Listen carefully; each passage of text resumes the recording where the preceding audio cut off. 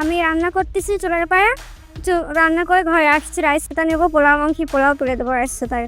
আর হলি বাইরে দেখি তো ও দাঁড়ায় আছে, বলছে হচ্ছে কি দাওয়াত দিলি না তুই? আমি বলছি কিসের দাওয়াত দিব? আর বলছি দিন মানুষ দাওয়াত দেয় না? আমি বলছি দাওয়াত কি দেবো, আপনি আসেন না হলে আইসেন বসেন, হচ্ছে চানাই রুটি খাওয়া জানি দিন। ঈদের দিন সকালে বাড়ির সমস্ত কাজকর্ম শেষ করে পরিবারের সবার জন্য সেমাই রান্না করছিলেন এসএসসি এই পরীক্ষার্থী। বাড়ির সব পুরুষ সদস্য তখন নামাজ আদায় করতে গিয়েছিলেন স্থানীয় ঈদগাহ ময়দানে, আর এই তরুণীর মা গিয়েছিলেন পাশে তার এক আত্মীয়ের বাড়িতে। এই ভুক্তভোগী তরুণী তখনও কল্পনা করতে পারেননি ঈদের দিন সকালে তার জন্য সামনে কি অপেক্ষা করছে। এখন বলছে ভালো হ্যান্ডসাপ করবে না, ও জোর করে আমার হাত না হ্যান্ডসাপ করছে, কোলাকালি করবে না। আমি ঘরে এসে আর আমার পিস হয়েছে, আমার অনেক খারাপ ব্যবহার করেছে, অনেক সাথে ধাক্কা ধরে আমি ফাঁসি চাই, ও আমার সাথে অনেক খারাপ ব্যবহার করেছে, এটা বলার মতো না। পাশের বাড়ির সম্পর্কে এই তরুণীর দাদা এ সময় বাড়িতে প্রবেশ করে। বাড়িতে কেউ না থাকার সুবাদে সে ঘরের ভিতর প্রবেশ করে এই তরুণীর শ্লীলতাহানির চেষ্টা চালায়। এরপর কৌশলে পালিয়ে যায় লম্পট দাদা। আমি ওখানে আমাকে জোর করে রুমের ভিতর নিয়ে যায়, দরজার সামনে আমি ছিলাম, ও জোর করে ঠেলা দিচ্ছে নিয়ে যায়। আমার শরীরে পুরো ভর ইয়া করেছে, বুকে টুকে হাত দিছে, অনেক কিছু করছে। আমি কোনো রকম ভাবে ছাড়াই আসছে, অনেক জবরদস্তি করছে, বুকে পুরো শরীরে হাত দিছে, শুধু ইয়াটা করতে কি চাই? আমি শাস্তি চাই, ও আমি অনেক খারাপ ব্যবহার করেছে। বাড়িতে ফিরে এই তরুণীর মা মেয়েকে কাঁদতে দেখে জিজ্ঞেস করলে সে পুরো ঘটনা খুলে বলে। ও রান্না করতেছিল, ওর মা আমার কাছে গেছিল, ওই ছোট মেয়ে সাজাই দিছে, আমাকে দেখাতে নিয়ে গেছে যে চাচি আমি নতুন জামা পরছি দেখো তো। ওর চাচারা ওর আব্বুরা সবাই নামাজে গেছে, অজগবি দেখি যে কান্না করতেছে। আর ওর মা তো আগে আসলো, আমি আমার চুলার পাড়ে রান্না আছে, আমি একটু পর আসলাম, এসে দেখি যে মেয়ে খুবই কান্না করতেছে। আমি জিজ্ঞাসা করলাম যে তোমার কি হয়েছে? আমাকে বলতেছে যে আমার আসান দাদা আমাকে জবরদস্তি করছে।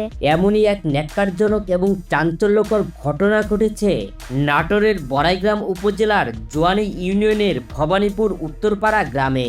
যদি আপনাদেরকে দেখাই যে এই যে হচ্ছে সেই ধর্ষক চেষ্টা, মানে ধর্ষকের বাসা হচ্ছে এই যে এটা হচ্ছে ধর্ষকের বাসা।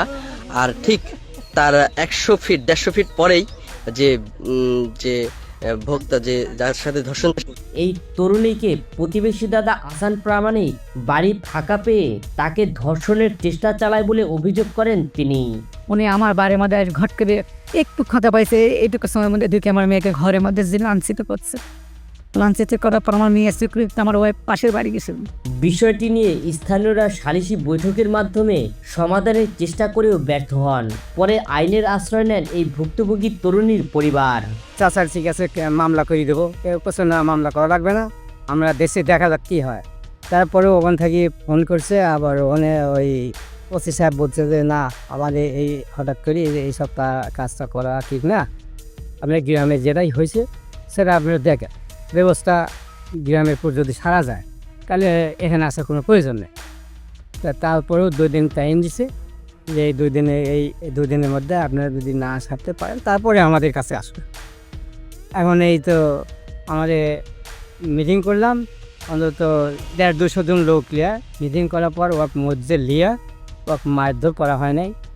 আর ওসি সাহেব বলছে ওয়াক মারধর করবেন না, ওয়াক অপমানিত করবেন না, এই জন্য এই ভয়ে কিন্তু কিছু করা হয় না। তাছাড়া তো মারলে তো চুরমার হয়ে যেতে, এই জন্য দেশের নিয়ম কানুন মানি আমরা ভদ্রতার মতন দেখে আমরা মিটিং করছি। মিটিংয়ে কিছু শর্ত দেয়া যে এই কাজ যেন না করা হয়, ওই শর্ত মানে নেই।